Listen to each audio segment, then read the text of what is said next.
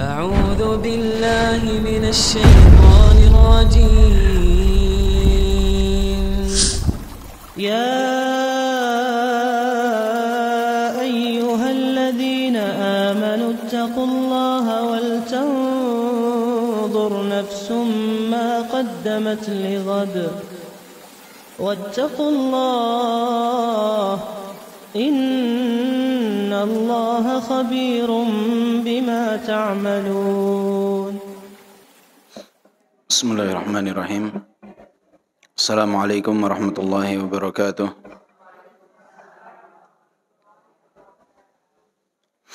إن الحمد لله نحمده ونستعينه ونستغفره ونعوذ بالله من شرور أنفسنا وسيئات أعمالنا. من يهده الله فلا مضل له ومن يضلل فلا هادي له. وأشهد أن لا إله إلا الله ربي وحده لا شريك له وأشهد أن محمدا عبده ورسوله. يا أيها الذين آمنوا اتقوا الله حق تقاته ولا تموتن إلا وأنتم مسلمون. يا أيها الناس اتقوا ربكم الذي خلقكم من نفس واحدة وخلق منها زوجها وبث منهما رجالا كثيرا ونساء واتقوا الله الذي تساءلون به والأرحام إن الله كان عليكم رقيبا. يا أيها الذين آمنوا اتقوا الله وقولوا قولا سديدا يصلح لكم أعمالكم ويغفر لكم ذنوبكم ومن يطع الله ورسوله فقد فاز فوزا عظيما. اعلموا فإن أصدق الحديث كتاب الله وخير الهدي هدي محمد صلى الله عليه وسلم وشر الأمور محدثاتها وكل محدثة بدعة وكل بدعة ضلالة وكل ضلالة في النار. أما بعد. Alhamdulillah wa syukurillah, ibu-ibu yang dimuliakan oleh Allah, kita saat ini telah berada di pertengahan bulan Sya'ban, bulan yang sering dilalaikan oleh manusia. Dzaka syahr yaghfulun nasu anhu baina Rajabin wa Ramadan. Rasulullah pernah bersabda bahwa bulan Sya'ban ini bulan yang banyak dilalaikan oleh manusia karena dia terletak di antara bulan Rajab dan bulan Ramadan.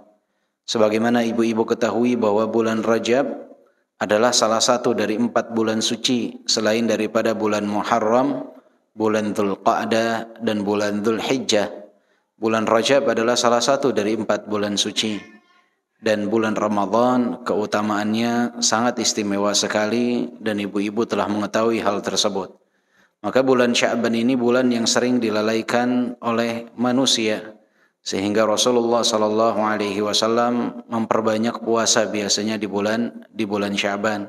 Bahkan Aisyah mengatakan, tidak pernah aku melihat Rasulullah sallallahu alaihi wasallam aktsara siyaman minhu fi Sya'ban, lebih banyak berpuasa daripada bulan Sya'ban, kecuali Ramadan yang Rasulullah sallallahu alaihi wasallam berpuasa 1 bulan penuh. Dan alhamdulillah kita sekarang sudah berada di pertengahan dari bulan Sya'ban tersebut. Maknanya semakin dekat kita menuju bulan Ramadan. Hanya sekitar 2 pekan lagi menuju bulan Ramadan. Maka banyak-banyaklah berdoa kepada Allah Subhanahu wa taala agar kita diperjumpakan dengan bulan Ramadan. Sebagaimana doanya para salafus saleh, di antaranya Yahya ibn Abi Katsir pernah berdoa dengan doa ini. Beliau mengatakan, Allahumma sallimna li Ramadan wa sallim lana Ramadan wa tasallamhu minna mutaqabbala. Allahumma sallimna li Ramadan wa sallim lana Ramadan wa tasallamhu minna mutaqabbala. Ya Allah, berikanlah keselamatan kepada kami agar kami dapat berjumpa dengan bulan Ramadan. Dan ketika Engkau memberikan kesempatan kepada kami untuk berjumpa dengan bulan Ramadan, karuniakanlah kami taufik agar kami dapat beramal di bulan Ramadan. Dan ketika Engkau mengaruniakan kami untuk beramal di bulan Ramadan, maka terimalah amalan kami selama kami beramal di bulan Ramadan tersebut. Doa ini mengandung 3 unsur ibu-ibu sekalian. Bagian yang pertama meminta agar dapat berjumpa dengan bulan Ramadan. Bagian yang kedua meminta agar dapat beramal di bulan Ramadan. Bagian yang ketiga adalah agar diterima amalannya selama berada di bulan Ramadan. Karena banyak di antara kaum muslimin yang semakin dekat dia dengan bulan Ramadan, tapi ternyata Allah tidak perjumpakan dia dengan bulan Ramadan. Ajal telah menjemputnya terlebih dahulu. Ada di antara kaum muslimin yang Allah Subhanahu wa taala pertemukan dia dengan bulan Ramadan, tetapi dia tidak mendapatkan taufik untuk dapat beramal di bulan Ramadan. Apa yang dia lakukan sama saja seperti bulan-bulan yang lainnya. Dia tidak melakukan amalan apapun ketika berada di bulan Ramadan. Dan berapa banyak orang yang diberikan kenikmatan oleh Allah untuk berjumpa dengan bulan Ramadan dan dia beramal di bulan Ramadan, namun amalannya tersebut tertolak, tidak diterima oleh Allah Subhanahu wa taala, baik ketidaksesuaian dengan petunjuk Nabi di dalam melaksanakan ibadahnya ataupun dikarenakan tidak adanya keikhlasan. Maka seseorang tentunya harus berdoa selain beramal juga agar amalannya tersebut diterima. Jangan pernah kita bersandar kepada amalan. Ingat bahwa diterima atau ditolaknya amalan seseorang itu adalah hak prerogatif Allah Subhanahu wa taala. Dan ini yang sering saya katakan, yang diyakini oleh para anbiya alaihimussalam, seperti Nabi Ibrahim dan Nabi Ismail. Setelah meninggikan bangunan Ka'bah, mereka memanjatkan doa kepada Allah Subhanahu wa taala, Rabbana taqabbal minna innaka antas sami'ul alim. Ya Allah, terimalah amalan kami. Sesungguhnya Engkau zat yang maha mendengar dan zat yang maha mengetahui. Dua nabi yang mulia diperintahkan oleh zat yang maha mulia untuk meninggikan bangunan yang paling mulia di atas muka bumi. Mereka masih berdoa kepada Allah agar amalan mereka diterima. Maka kita pun harus seperti itu ibu-ibu sekalian. Berdoalah, Allahumma sallimna li Ramadan wa sallim lana Ramadan wa tasallamhu minna mutaqabbala. Ya Allah, perjumpakanlah kami dengan bulan Ramadan, berikanlah taufik agar kami dapat beramal di bulan Ramadan, dan terimalah amalan kami ketika kami mampu untuk beramal di bulan Ramadan. Ibu-ibu yang dimuliakan oleh Allah Subhanahu wa taala, insyaallah pembahasan kita pada kesempatan pagi yang berbahagia ini adalah tentang tema yang telah dibagikan kepada ibu-ibu sekalian, yaitu tentang tema amanah. Amanah ini adalah kata yang sering kita dengar, yang sering diucapkan, namun jarang sekali untuk seseorang mengamalkannya dalam kehidupan sehari-hari dia. Banyak yang berkhianat terhadap amanah yang diembankan kepadanya, baik ketika dia sebagai seorang pribadi, ataupun ketika dia sebagai seorang pekerja, atau dia sebagai seorang suami, ataupun istri, ataupun anak. Amanah itu sering dilalaikan. Seringkali orang itu tidak melakukan apa yang diamanahkan kepadanya. Allah Subhanahu wa taala telah berfirman dalam surat Al-Ahzab ayat ke-72, Inna aradna al-amanah 'ala as-samawati wal-ard wal-jibal fa'abayna an yahmilnaha wa ashfaqna minha wa hamalaha al-insan innahu kana zaluman jahula. Allah Subhanahu wa taala berfirman dalam surat Al-Ahzab ayat 72 tersebut, sesungguhnya kami telah mengemukakan amanah kepada langit, kepada bumi dan gunung-gunung, maka semuanya enggan untuk memikul amanat itu. Dan mereka khawatir akan mengkhianatinya, dan dipikulah amanat itu oleh manusia. Sesungguhnya manusia itu amat zalim dan amat bodoh.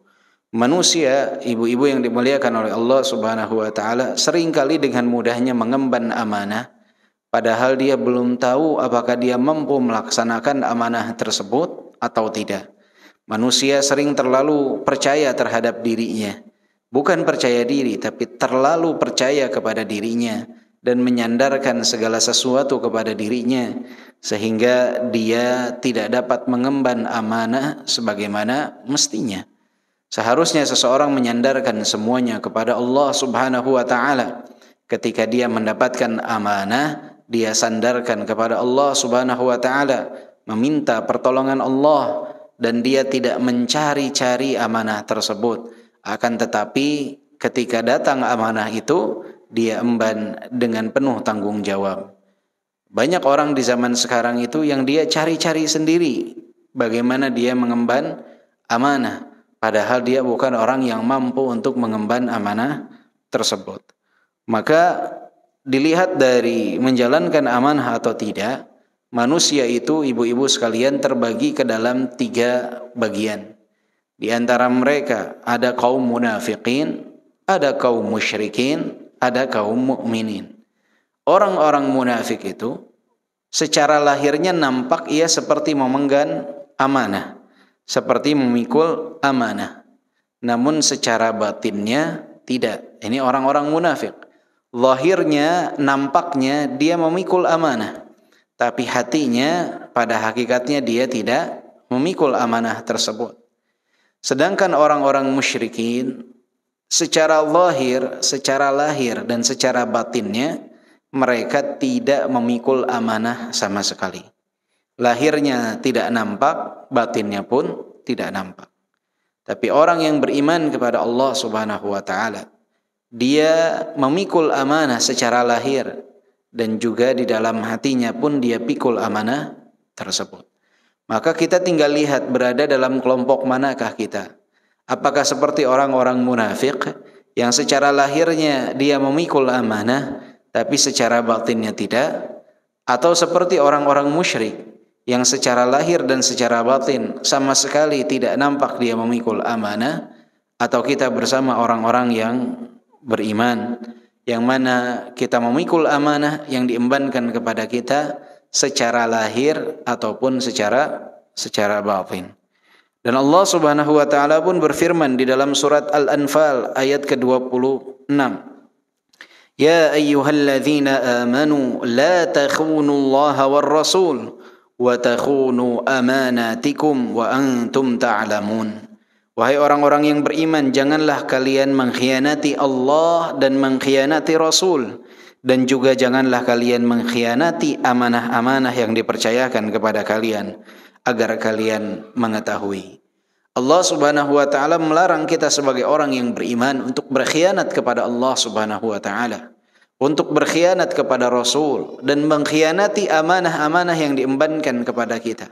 Banyak orang yang dia memakai bendera Islam, dia memakai pakaian Islam, dia mengaku sebagai seorang muslim, tetapi pada hakikatnya dia telah mengkhianati Allah, mengkhianati Rasul, dengan enggan taat kepada mereka, dengan enggan taat kepada Allah, enggan taat kepada Rasul. Dan banyak di antara mereka yang tidak peduli terhadap amanah yang diembankan kepada mereka.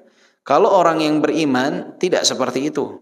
Dia tidak mungkin mengkhianati Allah, dia tidak mungkin mengkhianati Rasul, dan dia tidak mungkin mengkhianati amanah-amanah yang diembankan kepadanya. Baik dalam skala yang terkecil ataupun sampai yang terbesar. Seorang wanita misalkan, ketika dia berposisi sebagai seorang istri dari suami, maka dia tidak mungkin mengkhianati Allah jika dia wanita yang beriman. Dia akan selalu taat kepada perintah Allah Subhanahu wa taala. Dia tidak akan mungkin mengkhianati Rasul. Apa yang dikatakan oleh Rasul pasti dia akan emban dengan penuh kerelaan. Dia akan emban dengan penuh keridhaan. Apa yang diberikan amanah-amanah kepadanya sebagai seorang istri, sebagai seorang ratu di dalam rumah tangganya, dia akan emban dengan penuh tanggung jawab. Tapi sedikit di antara para wanita yang menjalankan amanah sebagaimana mestinya. Banyak di zaman sekarang wanita yang dia acuh tak acuh terhadap amanah yang diembankan kepadanya. Dia tidak peduli lagi dalam mengurus rumah tangganya. Dia tidak peduli lagi terhadap perintah Allah dan perintah Rasul. Berkhianat kepada Allah, berkhianat kepada Rasul, dan berkhianat kepada amanah-amanah yang diembankan kepadanya. Dan ini adalah kemunduran dalam sisi banyaknya para wanita di zaman sekarang yang enggan untuk memegang amanah. Padahal Rasulullah sallallahu alaihi wasallam pernah bersabda, "Addil amanah ila man i'tamanak wa la takhun man khanak." Rasulullah sallallahu alaihi wasallam telah bersabda, tunaikanlah amanah pada orang yang memberikan amanah kepadamu dan janganlah mengkhianati orang yang mengkhianatimu. Nah, ini juga banyak di zaman sekarang. Orang enggan untuk amanah dikarenakan merasa saya pernah dikhianati. Jadi saya punya hak untuk mengkhianati. Padahal Rasulullah katakan, tunaikanlah amanah yang diamanahkan kepadamu, jangan mengkhianati orang yang telah berkhianat kepadamu. Di zaman sekarang banyak orang yang ketika dia diamanahi sesuatu dia tidak amanah. Akan tetapi dia menyelewengkan amanah tersebut dengan dalih bahwa saya pun dulu pernah dikhianati atau dia pun pernah mengkhianati saya. Contohnya adalah di dalam dunia pekerjaan, ya. Banyak misalkan di antara karyawan yang dia tidak mengemban amanah yang diamanahkan kepadanya. Ketika dikatakan, antum harusnya masuk pukul 8, pulang pukul 5. Kenapa kok baru masuk setengah 9 dan jam 4 sudah pulang? Dia akan mengatakan bahwa saya tidak mau bekerja dari jam 8 sampai jam 5. Mengapa? Karena saya pernah bekerja overtime sampai jam 6 tapi saya tidak dibayar overtime saya. Jadi dia berkhianat dengan dalih adanya pengkhianatan dari atasannya. Ya. Nah, ini tidak boleh. Jika dia sudah tidak cocok, maka sudah dia katakan kepada atasannya dan mundur dari pekerjaannya. Jadi pengkhianatan seseorang kepada seseorang bukan berarti menjadi dalih dia untuk membalas pengkhianatan tersebut. Atau atasan kepada bawahannya. Ketika dia melihat bawahannya berkhianat, kemudian atasannya ikut mengkhianati bawahannya. Itu pun tidak benar. Atau seorang istri yang misalkan dia tahu suaminya ini selingkuh, bukan nikah lagi dengan nikah yang syar'i ya, tapi berselingkuh. Kemudian dia malah berselingkuh dengan laki-laki lain. Ketika ditanya, kenapa anti berselingkuh? Dia katakan, suami saya juga selingkuh. Suami saya selingkuh, saya juga selingkuh. Lah, tidak boleh seperti itu. Jangan mengkhianati orang yang mengkhianatimu. Ya, tetap tunaikan amanah sebagaimana mestinya. Ya. Jadi pengkhianatan seseorang itu jangan dijadikan dalih bolehnya kita untuk berkhianat kepada orang lain.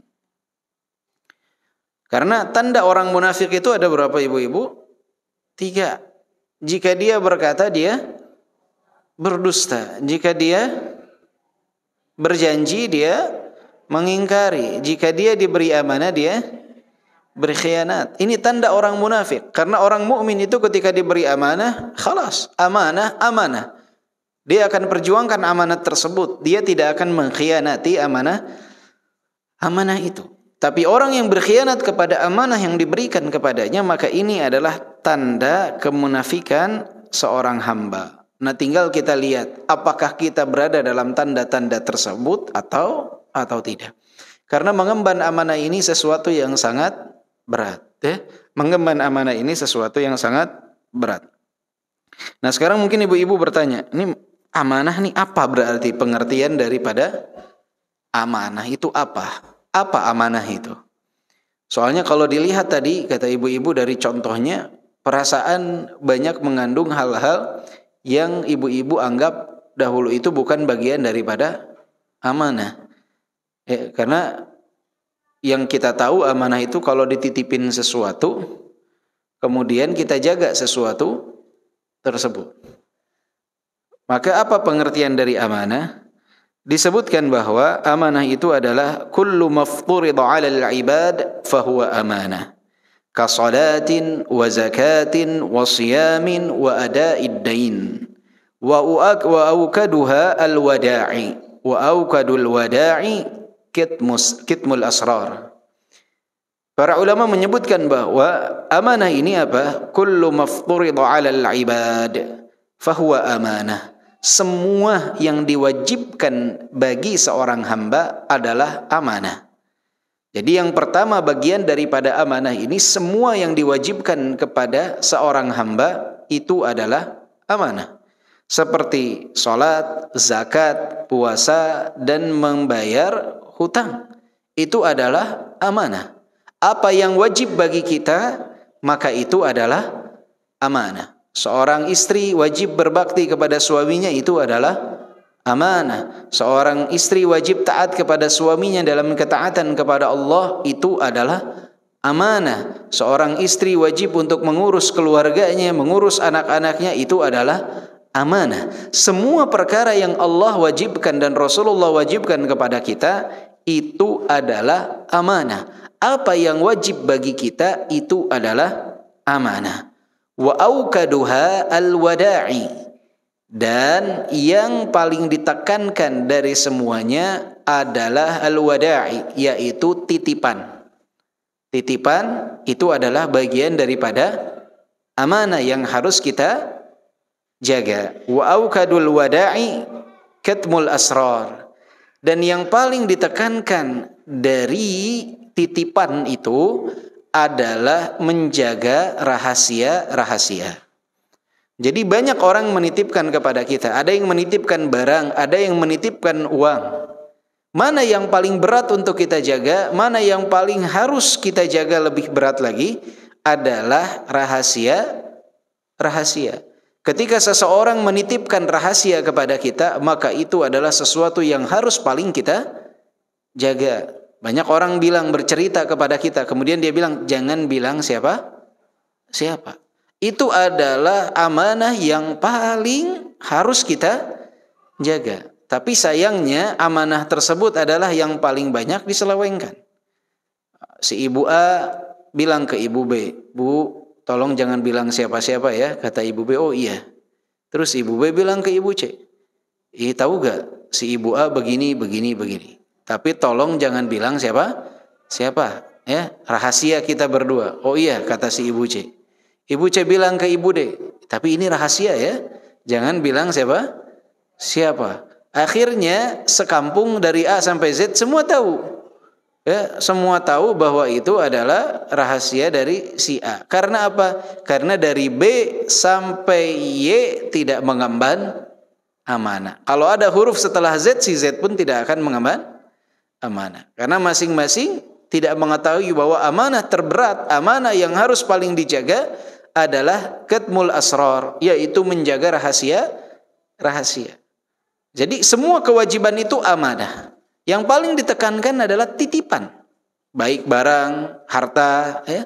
Dan yang paling ditekankan dari barang titipan tersebut adalah rahasia-rahasia. Itu adalah amanah. Maka yang sering kita fahami bahwa barang titipan itu adalah amanah sebatas pada hal tersebut. Padahal semua yang diwajibkan adalah amanah. Ketika seseorang menjadi seorang hamba, kemudian dia mengemban amanah menjadi seorang pemimpin bagi sebuah RT kah, RW kah, kelurahan kah, kecamatan kah, kota kah, provinsi kah, negara kah, pada hakikatnya dia sedang mengemban amanah. Dia mengambil amanah.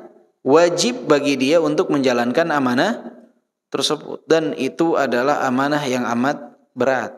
Jangankan menjadi penanggung jawab bagi satu negara yang isinya ratusan juta manusia, seseorang itu harusnya meneteskan air mata.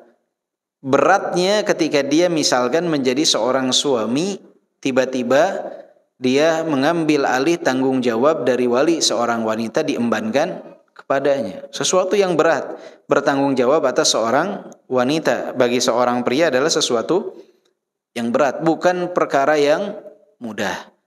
Harusnya di dalam akad nikah itu seseorang itu baik di hadapan wali wanita saat akad nikah atau di luar itu dia harusnya menangis. Kenapa? Ya Rabb, saat ini aku menjadi penanggung jawab atas seorang wanita. Tolonglah aku dalam hal ini. Ya, minta pertolongan kepada Allah Subhanahu wa taala karena sesuatu yang sulit. Begitupun seorang ayah, seorang ibu ketika Allah berikan rizq kepada dia keturunan anak, baik laki-laki ataupun wanita, di samping kebahagiaannya dia harus meminta pertolongan kepada Allah karena Allah telah memberikan amanah kepada dia, yaitu anak keturunan.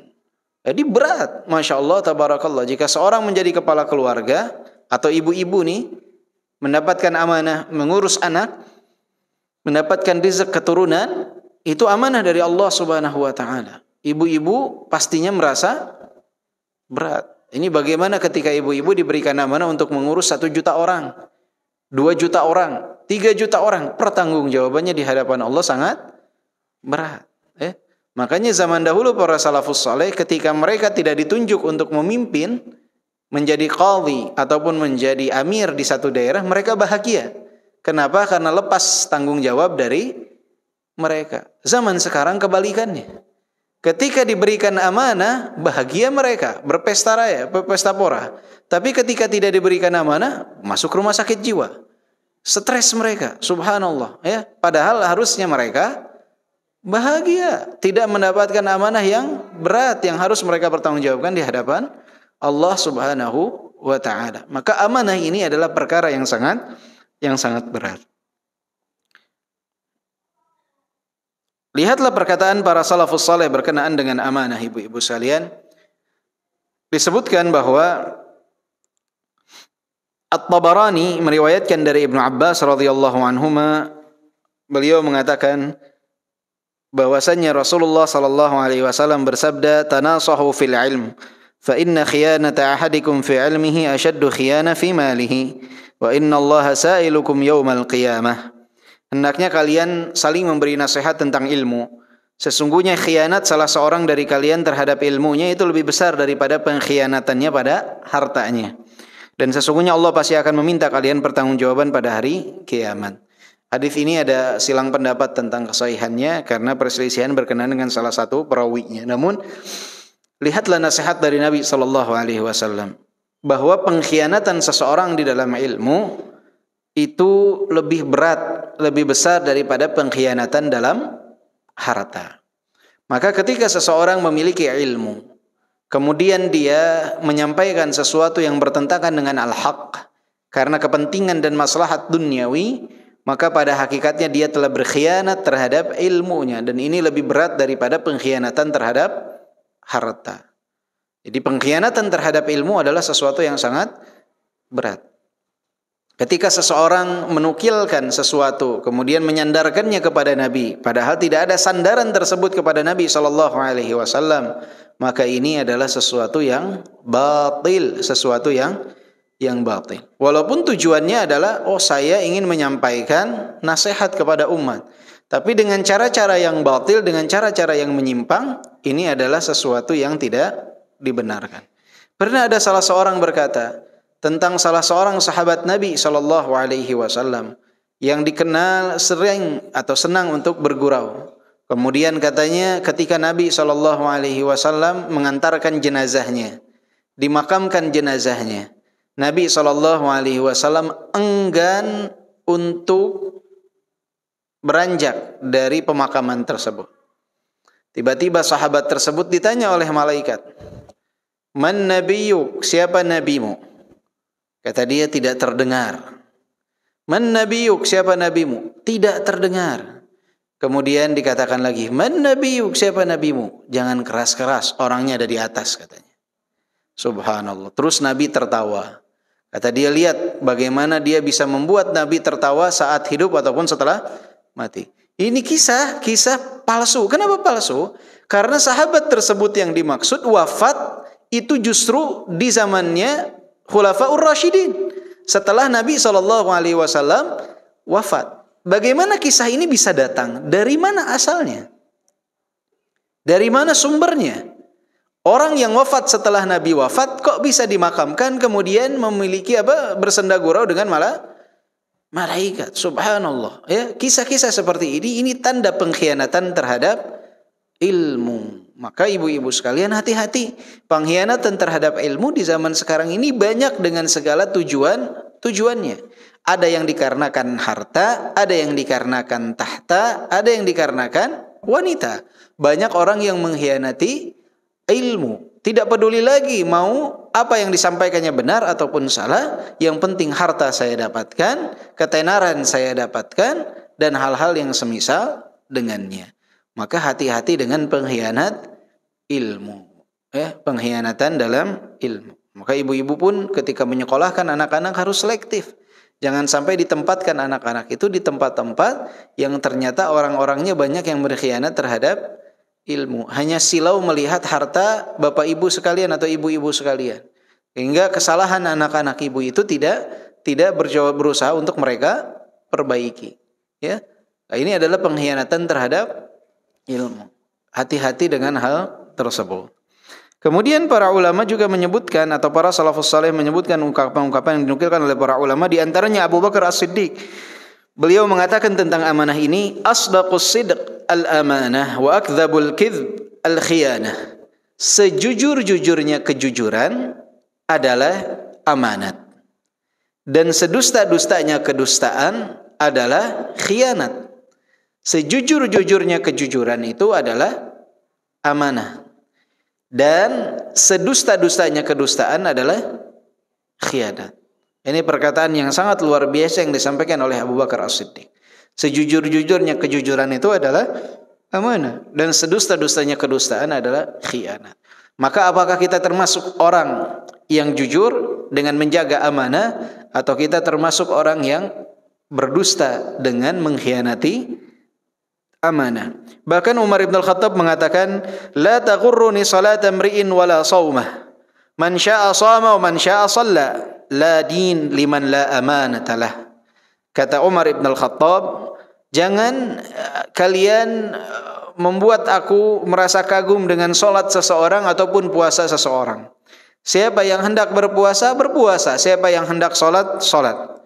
Tapi ketahuilah, tidak ada agama pada seseorang yang tidak ada amanah pada dirinya.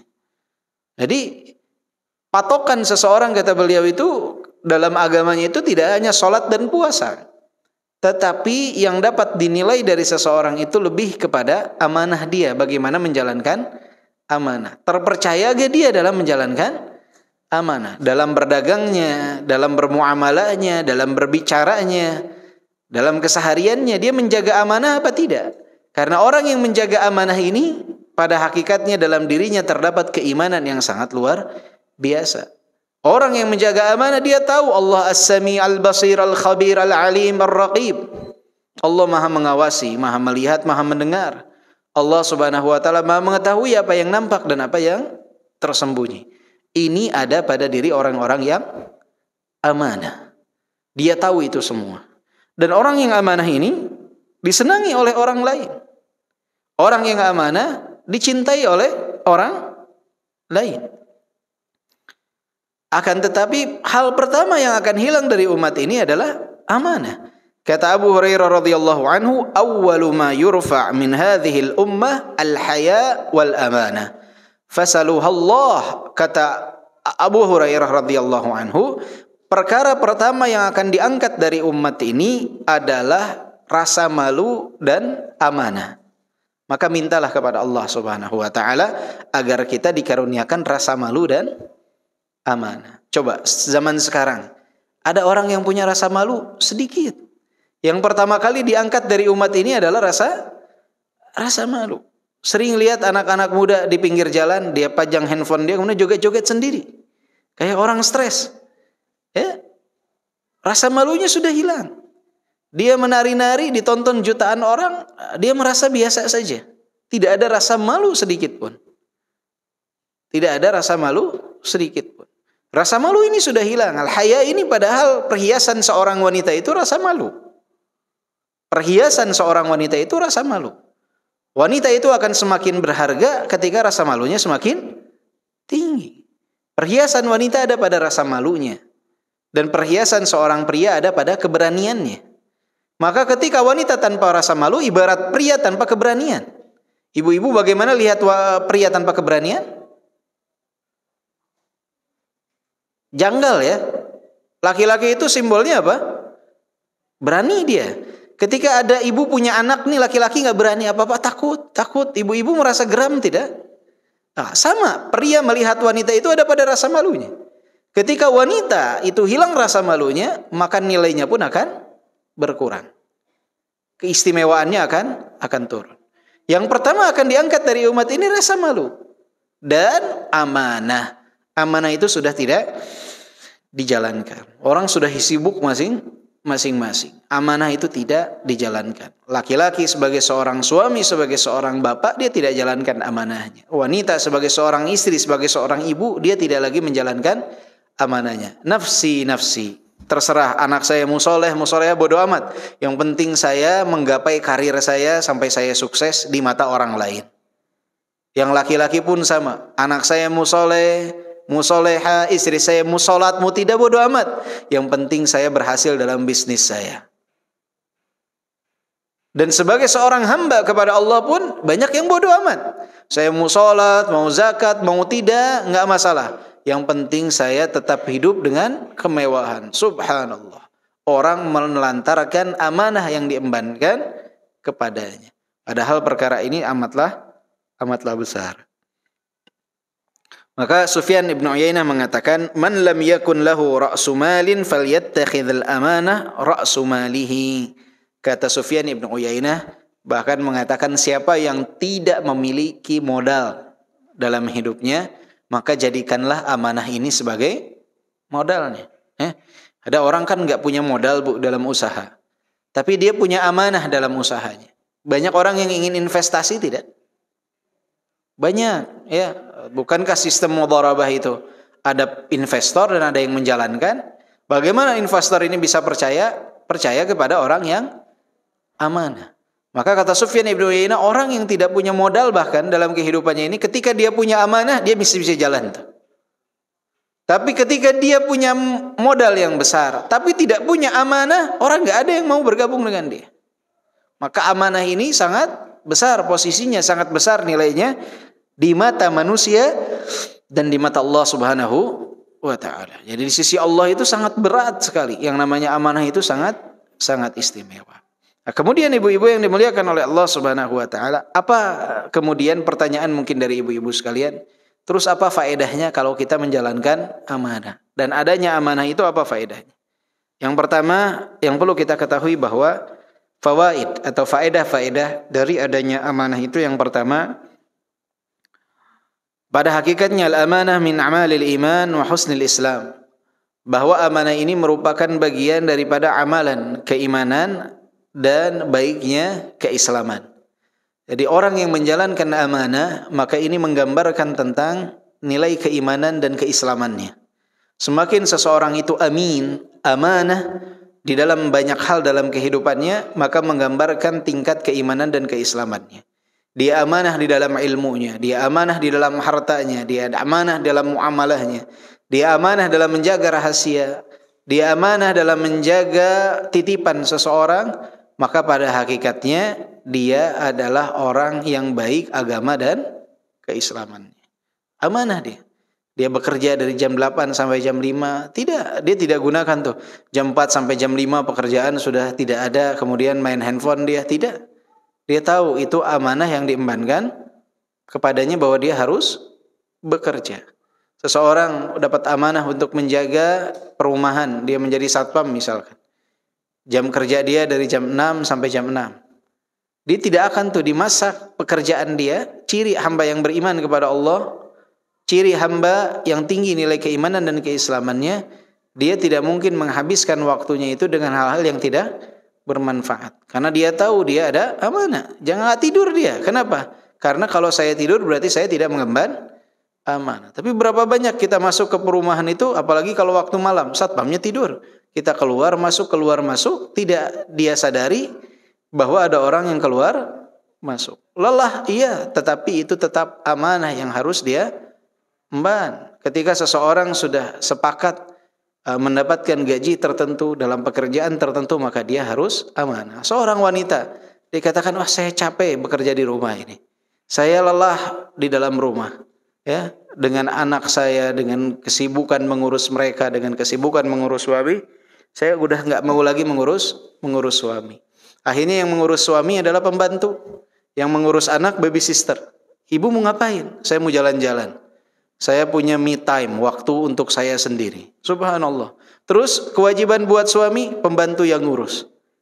Kewajiban untuk anak, baby sister yang ngurus. Subhanallah. Akhirnya suaminya lebih senang masakan pembantunya. Anaknya lebih dekat dengan babysitternya. Si ibu nggak tahu, sibuk dengan hal-hal yang tidak bermanfaat. Ya, boleh seseorang dibantu oleh pembantunya di rumah, dia punya babysitter dibantu, bukan berarti mengambil alih pekerjaannya. Namanya juga membantu, bukan mengambil alih pekerjaannya. Dia tetap harus amanah mengemban tanggung jawab sebagai seorang ibu rumah tangga. Ini enggak berangkat ke pengajian, kemudian di rumah berantakan, tanggung jawab amanahnya tidak dia tunaikan. Subhanallah. Tidak boleh seperti itu ibu-ibu sekalian.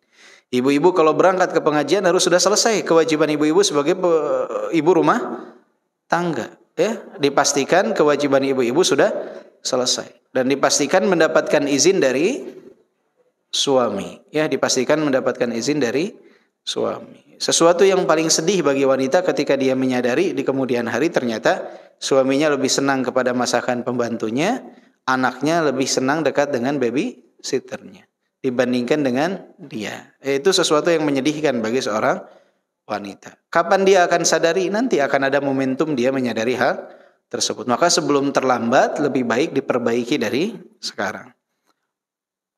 Kemudian dengan amanah ini disebutkan yaqum 'alaiha amrus samawati wal ard. Segala hal di langit dan di bumi ini berdiri tegaknya karena menjalankan amanah. Hiya mihwaruddin wa imtihanu rabbil alamin. Kemudian amanah ini faedahnya lagi apa? Dia adalah sebuah disebutkan apa ya? Patokan dari agama seseorang dan dia adalah ujian dari Allah Subhanahu wa taala kepada seorang hamba.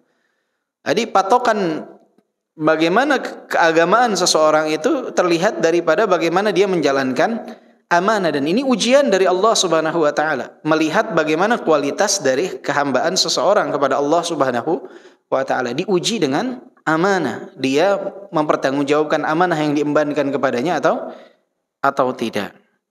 Kemudian juga dengan adanya amanah terjaga yang namanya agama, kehormatan, harta, jiwa dan raga.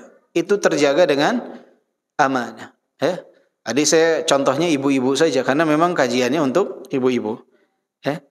Dengan amanah ini ibu-ibu sekalian terjaga agama sekalian, terjaga kehormatan.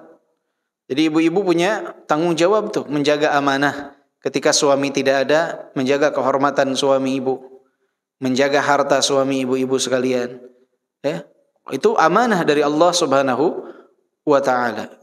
Maka seorang wanita ketika membelanjakan harta suaminya, dia harus penuh dengan amanah. Jangan sampai masuk kategori yang boros.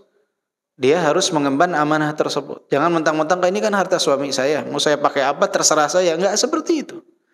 Itu amanah yang dititipkan kepada ibu-ibu sekalian. Maka harus cermat di dalam membelanjakannya, karena itu amanah dari Allah Subhanahu wa ta'ala. Terjaga tuh harta suami ibu-ibu, terjaga ketika ibu-ibu mengemban amanah.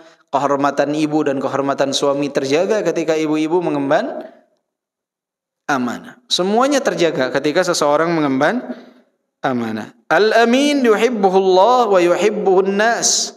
Orang yang amanah itu dicintai Allah dan dicintai oleh manusia. Coba orang yang tidak amanah menjaga rahasia disebutnya apa oleh manusia yang lain? Dia mau ember bocor. Kita cerita disampaikan lagi kepada orang lain. Ibu senang orang yang amanah apa tidak amanah, Bu? Senang orang yang menjaga rahasia apa tidak? Kalau bisa nggak usah diubar rahasia ibu kepada orang lain. Nggak usah ada istilahnya curhat-curhat, hamparkan sajadah minta kepada Allah. Di zaman sekarang orang dengan mudahnya curhat kepada orang lain. Diceritakan aib suaminya kepada orang lain. Untuk apa? Apa hasilnya? Dia bisa kasih solusi? Tidak. Paling dia mengatakan, oh begitu. Jawabannya biasanya di akhirnya apa? Yang sabar ya, udah itu saja. Itu saja. Ujung-ujungnya itu saja. Maka daripada menambah berat beban dengan menitipkan amanah kepada orang lain yang belum tentu dia dapat menjaga amanah, lebih baik hamparkan sejadah, minta kepada Allah Subhanahu wa ta'ala. Ceritakan keluh kesah kita kepada siapa? Kepada Allah Subhanahu wa ta'ala daripada kepada orang lain. Dan orang lain itu Masya Allah tabarakallah, apalagi di negeri kita ini, banyak tabiat orang itu adalah menjaga rahasia orang lain. Suatu saat ketika bertengkar, suatu saat ketika berselisih, diumbar semua itu rahasia. dari A sampai Z. Nah, ini banyak kejadian seperti ini. Dijaga oleh dia, disimpan oleh dia, dijadikan satu senjata pamungkas nanti. Kalau saya berselisih dengan dia, saya bongkar semuanya. Dan ini nampak dan terlihat di mana-mana. Ya. Jadi ketika temannya berbuat kesalahan itu bukan dinasehati, tapi ditampung, ditunggu sampai momentum ketika dia menyerang kawannya ketika berselisih, waliyadzubillah. Kemudian juga amanah ini adalah di antara sifat yang paling agung, menggambarkan keimanan seseorang. Walladzina hum li amanatihim wa ahdihim ra'un, yaitu orang yang menjaga amanah dan janji mereka. Ini sifat orang yang beriman. Dalam surat Al-Mu'minun ayat ke-8 Allah Subhanahu wa taala berfirman seperti itu. Walladzina hum li amanatihim wa ahdihim ra'un, yaitu mereka yang menjaga amanah dan janji yang diembankan kepada mereka dan menjaga janji mereka, ya. Dan keutamaan lain dari amanah ini, ketika satu tempat itu orang-orangnya amanah, maka itu mendatangkan keberkahan bagi orang-orang yang berada di tempat tersebut. Maka amanah ini, ibu-ibu sekalian, perkara yang amat berat, yang tidak mudah untuk diemban. Maka minta pertolonganlah kepada Allah Subhanahu wa taala agar ibu-ibu dapat mengemban amanah yang diamanahkan kepada ibu-ibu sekalian. Dari tanggung jawab sebagai seorang hamba kepada Allah Subhanahu wa taala, dijaga seluruh kewajiban yang Allah wajibkan kepada ibu-ibu sekalian, karena itu amanah yang akan dimintai pertanggungjawaban oleh Allah Subhanahu wa taala.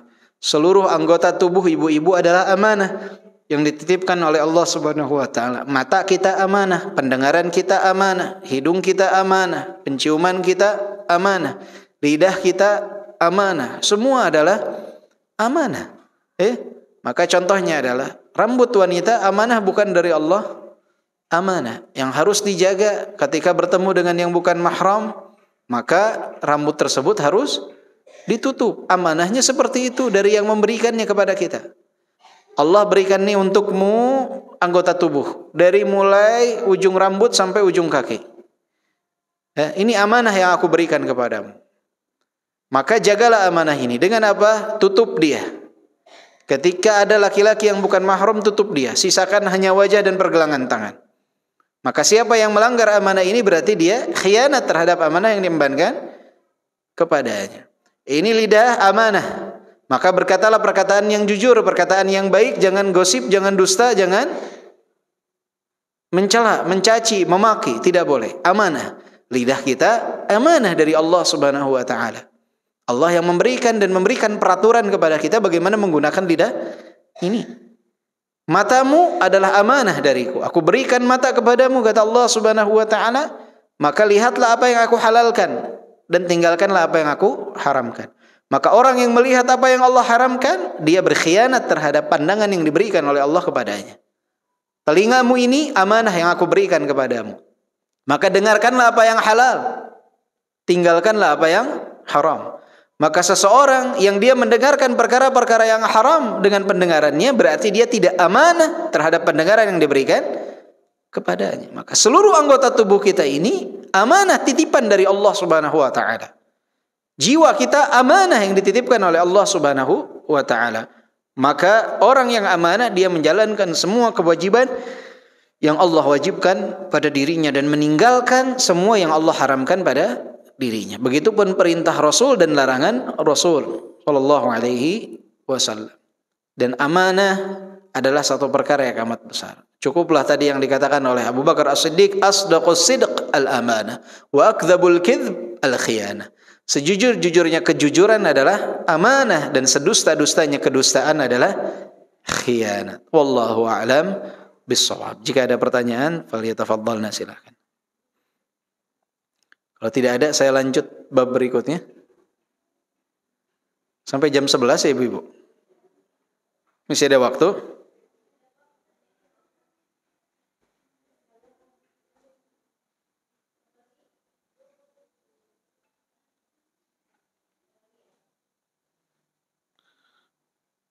Baik, sambil saya bahas yang tentang bab berikutnya ya.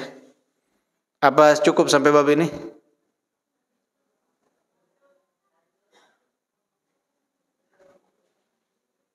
Insyaallah sudah mutqin sih kalau bab amanah ya. Masya Allah.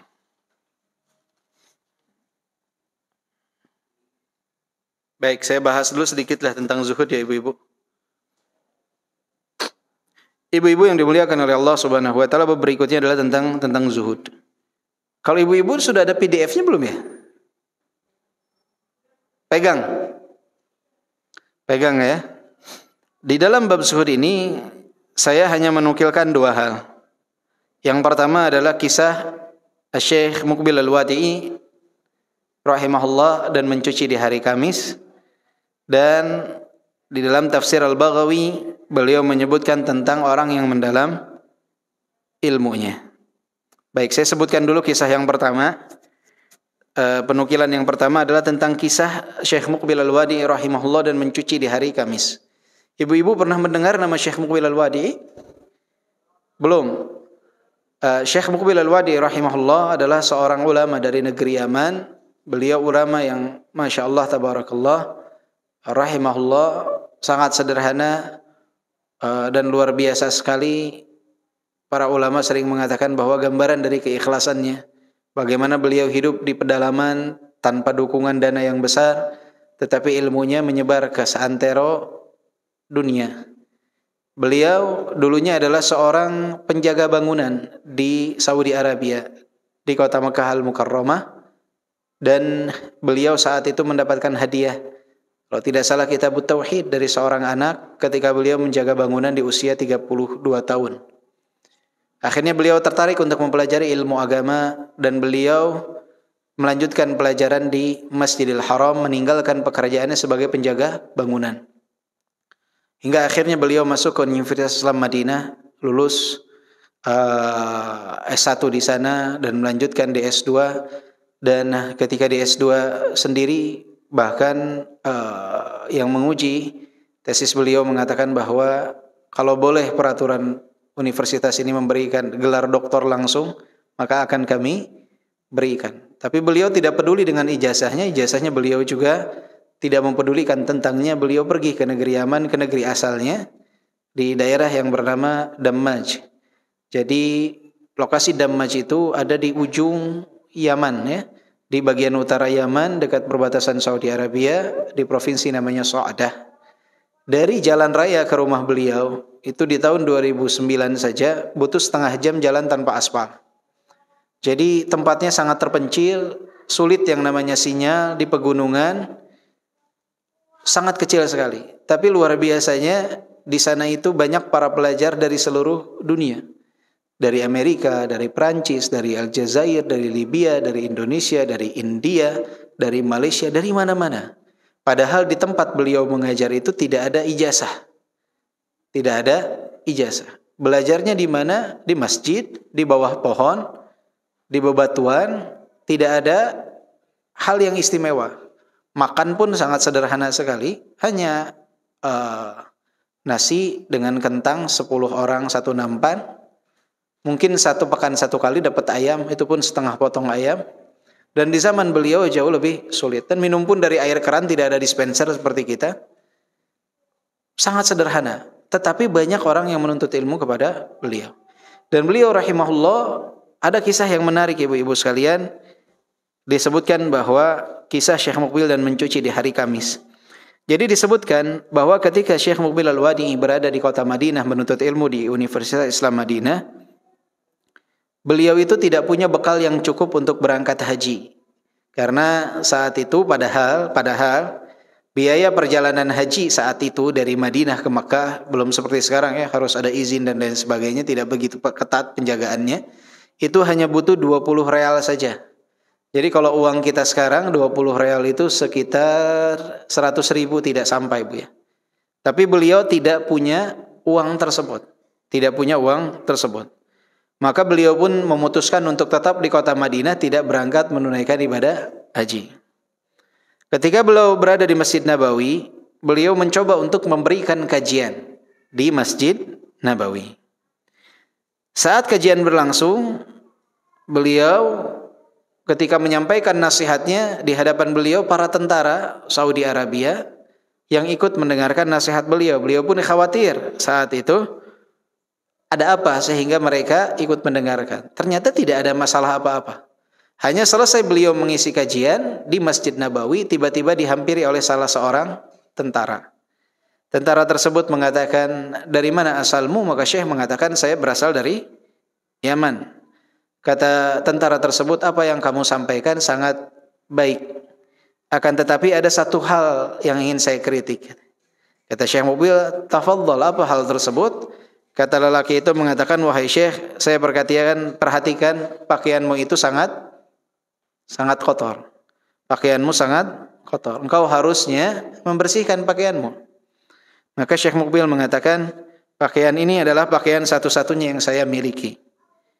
Dan saya mencucinya di setiap hari Kamis, kemudian saya pakai kembali untuk 1 pekan kemudian. Untuk 1 pekan kemudian. Syekh Muqbil pun tertawa menyampaikan hal tersebut dan sesaat kemudian seperti terlihat ingin menangis. Bagaimana keadaan beliau saat menjadi seorang penuntut ilmu. Bahwa kehidupan dunia ini hanya hiasan semata. Dan murid-murid beliau banyak yang seperti ini. Jadi berapa banyak di tempat beliau mengajar itu para tulab, para penuntut ilmu yang dia tidak punya sabun untuk mencuci baju mereka. Hanya mencuci dengan air biasa. Dan berapa banyak yang bajunya cuma 1. Jadi dia pertama kali cuci bagian dalam dari bajunya. Kemudian dijemur, ditunggu. Biasanya di hari Jumat itu. Ditunggu, mereka jemur karena di sana cukup panas, mereka tunggu sampai kering. Kering, mereka pakai bagian dalamnya. Kemudian mereka cuci bagian luarnya, mereka jemur lagi, mereka pakai. Mereka pakai selama 1 pekan. Dan ini adalah zuhudnya mereka terhadap dunia. Zuhud terhadap dunia ini bukan berarti meninggalkan, padahal mampu mendapatkan, bukan berarti seseorang itu hidup susah-susah atau misalkan jauh dari kemewahan, bukan sebatas itu ibu-ibu sekalian. Tapi zuhud itu adalah tidak meletakkan dunia di dalam hati, cukup meletakkan dunia di genggaman saja. Itu yang namanya zuhud. Syekh Muqbil Al-Wadi'i mungkin dapat hadiah dari orang lain, dapat bantuan dari orang lain, tapi beliau tidak meletakkan di hatinya. Beliau cukup meletakkan di tangannya dan tidak menjadikan hal tersebut sebagai satu keistimewaan. Ketika beliau memimpin satu pondok tempat belajarnya para tulab, beliau lebih banyak membagikan kepada murid-muridnya.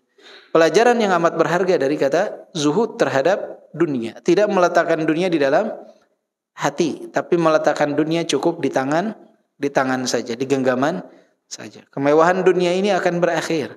Orang ketika meninggal hanya kain kafan saja yang dibawa.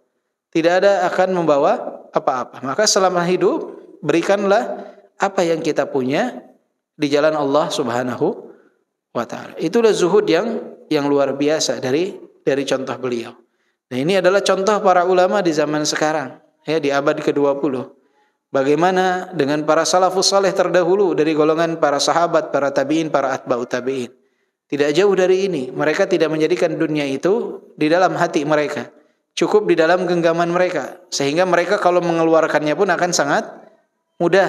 Memberikan pun akan sangat mudah. Tapi orang kalau sudah meletakkan dunia di dalam hati, enggak adanya pun berat bagi dia. Ya, untuk meninggalkan dunia tersebut untuk Allah Subhanahu wa ta'ala. Ada orang ibu-ibu, dia punya harta, tapi dia letakkannya di tangan dia. Menjadikan dia orang yang mudah untuk bersedekah. Maka dikatakan dia orang yang zuhud. Tapi ada orang yang dia tidak punya apa-apa, tapi dia letakkan harta itu di hati dia. Dan dia bisa meninggalkan kewajiban karena harta yang kecil. Saya ambil contoh. Ada orang itu yang meletakkan harta di tangannya. Dia penuh dengan kecukupan, tapi dia letakkan harta itu di tangannya, tidak di hatinya. Sehingga misalkan ketika dia ada perjanjian kerjasama dengan orang lain, tetapi melanggar syariat, dia tidak mau, walaupun nilainya triliunan, miliaran, dia nggak peduli. Karena dia letakkan harta itu di mana? Di tangan, bukan di hati. Tapi ada di antara kaum muslimin yang dia letakkan harta itu di hati dia. Walaupun dia nggak punya uang, tapi dia letakkan harta itu di hati dia. Dia jaga parkir di salah satu minimarket. Tidak ada mobil, tidak ada motor saat itu. Adzan Jumat berkumandang. Nggak mau dia beranjak dari tempat parkir tersebut. Kenapa? Khawatir dia harusnya dapat 2.000 tidak dia dapatkan. Ditinggalkan sholat Jumat hanya demi uang 2.000. Kenapa? Karena dia sudah letakkan harta di dalam hati. Lihat banyak kendaraan ketika hari Jumat seseorang khutbah Jumat, kendaraan berlalu lalang, kendaraan umum, angkot berlalu lalang. Itu terlihat kalau misalkan kita khutbah di Masjid Sudirman misalkan. Di depan itu kan jalan raya. Kita berkhutbah, kendaraan roda 4 itu berlalu lalang. Angkot itu berlalu lalang. Subhanallah. Padahal mungkin berapa yang dia dapatkan dari satu titik ke titik yang lain. Tapi harta sudah ada di hati dia, tidak ada di genggaman. Walaupun dia tidak punya harta, tapi harta tersebut ada di hati dia. Maka tidak dikatakan dia zuhud. Tapi mungkin berapa banyak yang saat itu hadir di dalam sholat Jumat, dia tinggalkan nominal yang tidak kecil hanya demi untuk mendapatkan sholat Jumat. Maka maknanya mereka itu zuhud ketika meletakkan harta di genggaman, tidak di hatinya. Maka patokan zuhud itu bukan seseorang harus hidup dalam kesusahan, tetapi di mana dia letakkan hartanya, apakah di tangan atau di dalam hati. Orang yang zuhud itu meletakkan harta di tangannya, bukan di dalam hatinya. Bahkan kata Imam Al-Baghawi dalam tafsirnya surat Al-Imran ayat ke-7, "Warrasikhuna fil ilmi yaquluna amanna bih." Dan orang-orang yang mendalam ilmunya mereka berkata kami beriman kepada ayat-ayat yang mutasyabihat.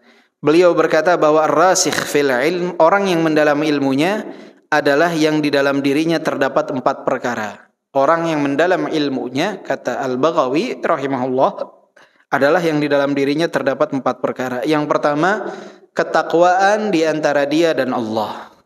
Yang kedua, kerendahan hati di antara dia dan makhluk.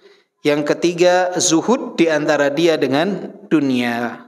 Dan yang keempat, bersungguh-sungguh berjuang di antara dia dan dirinya sendiri dengan memerangi hawa nafsu. Jadi orang yang mendalam ilmunya itu tandanya adalah bukan banyak hafalannya. Bukan sebatas itu. Orang yang mendalam ilmunya itu adalah yang bertakwa di antara dia dan Allah. Rendah hati di antara dia dengan makhluk. Zuhud di antara dia dengan dunia. Dan bersungguh-sungguh di antara dia dengan dirinya dengan memerangi hawa nafsu. Itulah orang yang mendalam ilmunya. Ada berapa ciri orang yang mendalam ilmunya?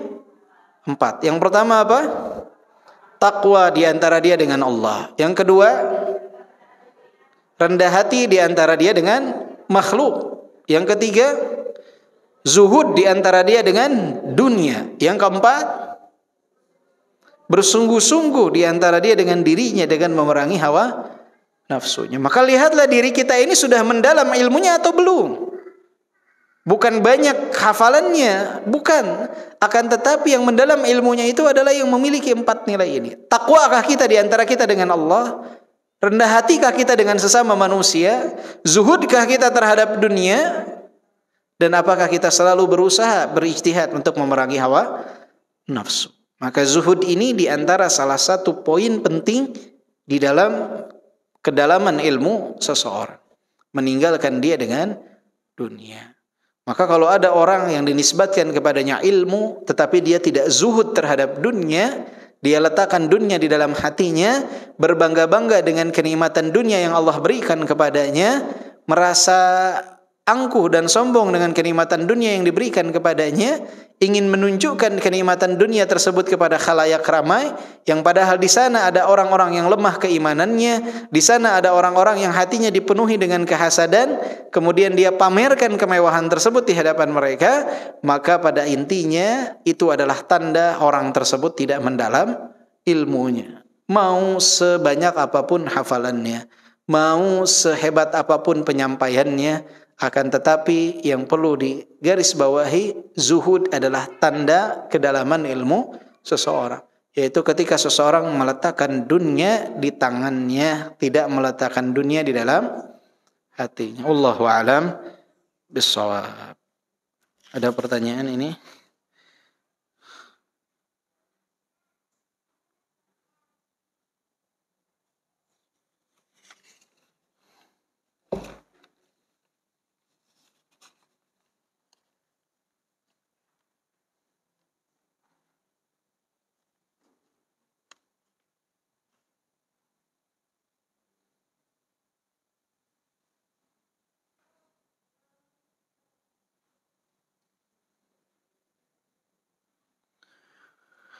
Mana yang lebih utama dari seorang ibu, menghadiri majelis ilmu atau menunggu anak balita yang sekolahnya masih harus ditunggui? Ya.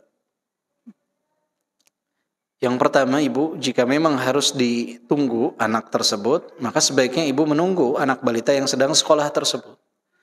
Dan ibu bisa tetap menghadiri kajian, bisa secara online zaman sekarang, Masya Allah, Tabarakallah. Atau biasanya di tempat sekolah anak itu suka dibuat kajian untuk ibu-ibunya. Sambil ibu-ibunya menunggu, sambil ikut kajian, baik dari tahsin, membaca Al-Quran, kemudian dari kajian, itu juga bisa digabungkan antara dua hal tersebut. Ya, bisa digabungkan antara dua hal tersebut. Jika suami istri bercerai lalu anak mereka hidup bersama istri, suami tidak pernah memberi nafkah untuk biaya hidup anak dengan alasan dulu istri yang meminta cerai. Apakah suami tersebut tidak amanah atau bagaimana, Ustaz? Ketika suami istri bercerai, sudah habis masa iddahnya, maka suami tidak lagi berkewajiban menafkahi istri jika sudah habis masa iddahnya. Akan tetapi untuk anak, suami masih tetap wajib menafkahi anak tersebut. Dan jika si ibu ini termasuk orang yang menyusui anaknya, menyusui anak tersebut, maka si suami juga harus memberikan apa yang layak untuk si istri tersebut, mantan istrinya, karena dia mengurus anaknya. Apakah dia tidak amanah? Ya, salah satu tanda ketidakamaнаhan seorang suami, seorang laki-laki, seorang ayah adalah ketika tidak menafkahi anaknya. Berat nih ya di hadapan Allah Subhanahu wa taala. Maka nasihati jika ada perantara untuk menasihatinya agar Allah Subhanahu wa taala membukakan pintu hatinya untuk menjaga amanah yang diembankan kepadanya.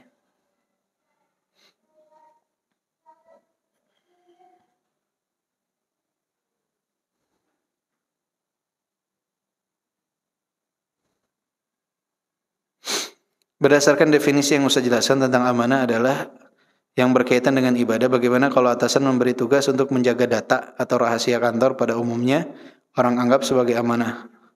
Apakah pandangan ini salah sebagai amanah? Tidak salah. Tadi kita telah jelaskan bahwa amanah itu adalah apa yang diwajibkan kepada seorang hamba wa aukaduha al-wada'i. Dan yang paling ditekankan adalah tentang menjaga barang titipan. Dan yang paling ditekankan dari titipan tersebut apa? Menjaga rahasia. Maka pandangan umum tentang amanah itu benar, itu bagian daripada amanah yang tadi kita bahas. Ketika atasan bilang ini rahasia jangan dibocorkan kepada siapapun, maka ini adalah amanah. Bahkan disebutkan wa aukaduha katmul asrar. Yang paling ditekankan adalah menjaga rahasia dari amanah tersebut.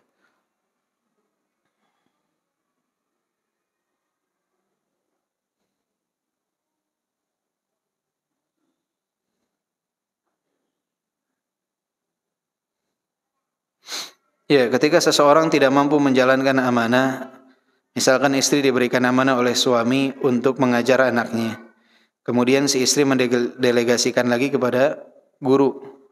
Apakah ini termasuk pengkhianatan? Namun apabila istri tidak mampu karena sakit, kemudian didelegasikan amanah tersebut kepada orang lain, apakah ini juga termasuk pengkhianatan atau berdosa?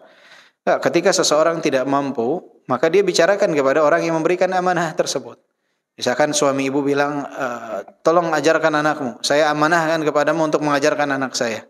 Sedangkan misalkan ibu lulusan SD misalkan, terus anak ibu ini sedang belajar logaritma matematika SMA. Ibu mau ngajar apa yang mau diajarkan misalkan. Ibu nggak ngerti juga, nggak paham. Atau dulu ibu jurusannya misalkan IPS ketika SMA-nya. Ibu nggak pelajari hal tersebut, anak ibu jurusan IPA. Ibu mau mengajar pun apa yang mau diajarkan? Mungkin agak kesulitan, maka komunikasikan dengan suami. Ini kayaknya kita harus ambil guru les untuk mengajar anak kita, ya.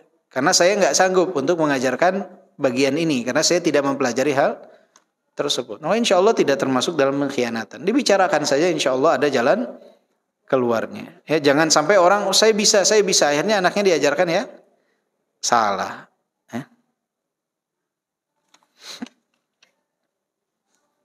Apakah ada doa khusus mustajab untuk dapat menjadi orang yang amanah? Wallahu alam. Saya tidak tahu apakah ada doa khusus, tentang hal ini tidak hadir di benak saya saat ini. Wallahu a'lam. Nanti jika ada insyaallah saya sampaikan ya pada pertemuan berikutnya.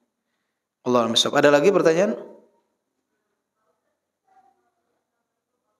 Waalaikumsalam.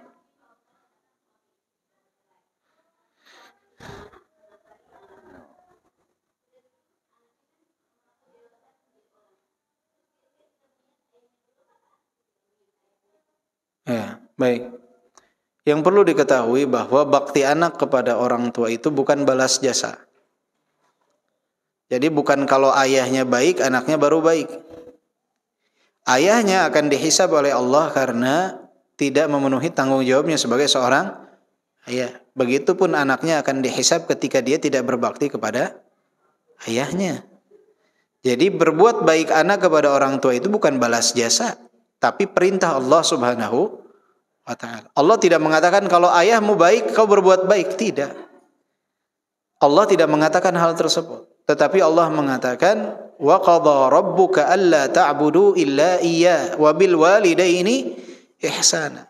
Artinya seburuk apapun orang tua, bahkan ketika memerintahkan untuk mengajak berbuat kesyirikan, wa in jahadaka ala an tusyrika bima laysa laka bihi ilm fala tuti'huma. Apa kata Allah?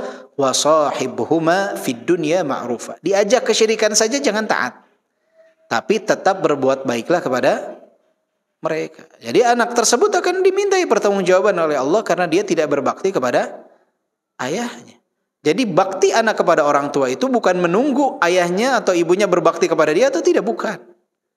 Dia tetap harus berbakti kepada ayah ibunya walaupun ayah dan ibunya menelantarkan kewajibannya kepada dia. Jadi bukan balas jasa, ya. Bukan balas jasa. Ya. Karena cukup ibaratnya apa ya? Apa yang dilakukan oleh ayah dia dulu itu ketika menikahi ibunya, kemudian terlahirlah anak tersebut, itu membalas itu saja udah nggak bisa seorang anak itu. Makanya ketika ada seseorang berkata kepada Abdullah bin Umar kalau tidak salah, bahwa dia mengendong ibunya dari negeri Yaman dan dia membawanya tawaf di hadapan Ka'bah. Kata dia, ini saya wahai Abdullah bin Umar telah menggendongnya jauh lebih banyak daripada apa yang dia lakukan. Jadi dia menggendong saya dengan saya menggendong dia lebih banyak waktu saya menggendong dia. Apakah saya sudah menunaikan kewajiban saya sebagai seorang anak? Kata Abdullah bin Umar, tidak. Tidak setara dengan satu hembusan nafasnya saat dia melahirkanmu. Dengan satu hembusan nafas seorang ibu dalam melahirkan itu tidak setara dengan apa yang telah kau lakukan baktimu kepada ibumu.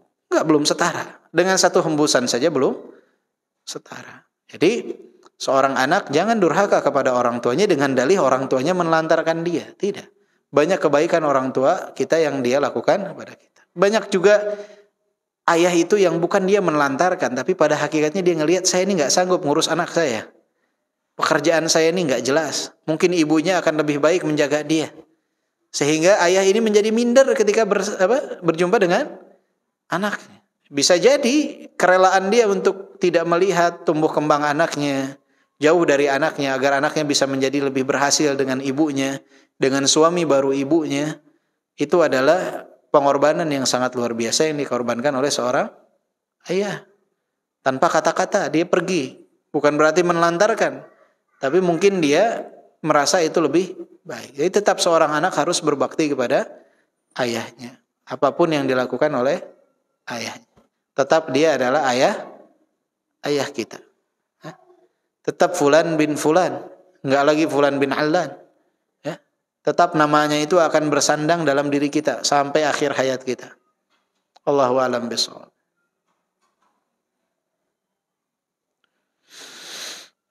Ada lagi Ibu? Tidak ada? Baik. Kalau tidak ada, kita tutup dengan doa kafaratul majlis. Subhanakallahumma bihamdika asyhadu an la ilaha illa anta astaghfiruka wa atubu ilaik. Walhamdulillahirabbil alamin. Assalamualaikum warahmatullahi wabarakatuh.